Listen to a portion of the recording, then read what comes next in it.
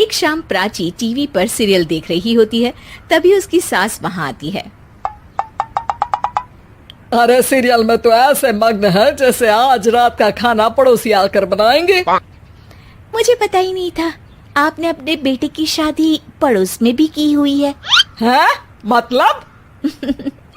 मतलब इस घर में सारा काम बहू ही करती है, आप तो सिर्फ खर्राटे मारती हैं। अच्छा जी, फिलहाल तो तुम आराम फरमा रही हो, चलो जाओ, ये मेरे टीवी देखने का समय है। आहा, इसीलिए मुझे भगाया जा रहा है। सॉरी, अब तो बिल्कुल नहीं जाऊंगी।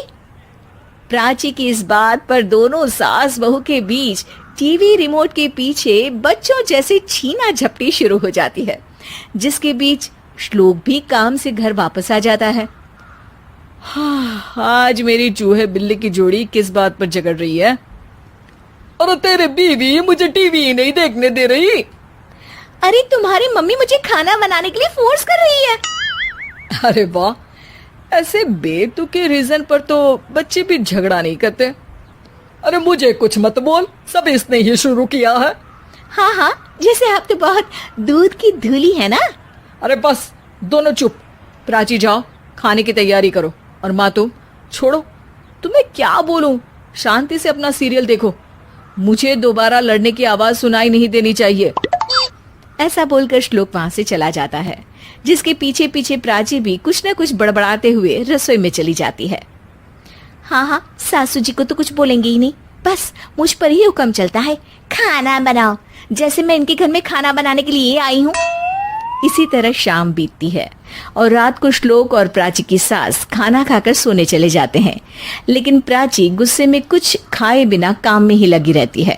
इस घर में किसी को घंटा फिक्र नहीं पड़ता, मैं खाऊं या भूखी रहूं। प्राची कुछ देर के लिए रसोई से बाहर जाती है और जैसे ही वापस आती है तो वहां दूध का भरा ग्लास देखकर हैरान रह जाती है। फिक्र पूरी है, बस दिखाना नहीं है। प्राची दूध पीकर सोने चली जाती है और अगली सुबह एक बार फिर सास बहू का कार्टून नेटवर्क स्टार्ट हो जाता है। ये तुमने ही किया है। अरे अजीब जबरदस्ती है, मैं बोल रही हूँ मैंने कुछ नहीं किया। दोनों ने मिलकर पूरे घर को पागल खाना बनाया हुआ है।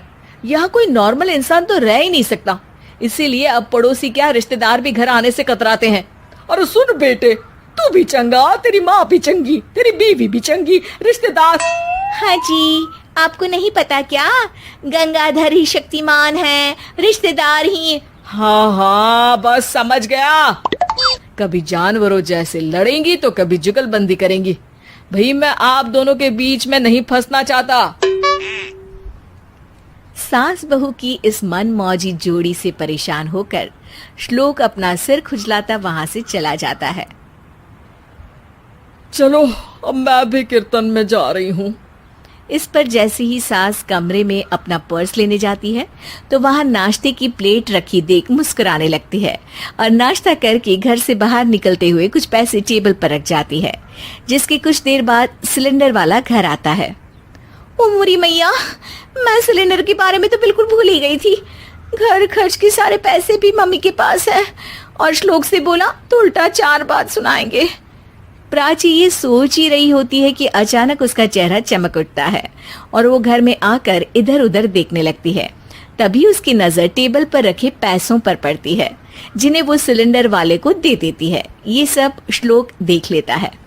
अच्छा बेटे, इतना बड़ा घोटाला, सबके सामने मैं तेरी दुश्मन और पीठ पीछे तेरी मेरी यारी। इस पर श्लोक एक प्लान बनाता है और शाम को सब एक साथ बैठे होने पर बोलने लगता है।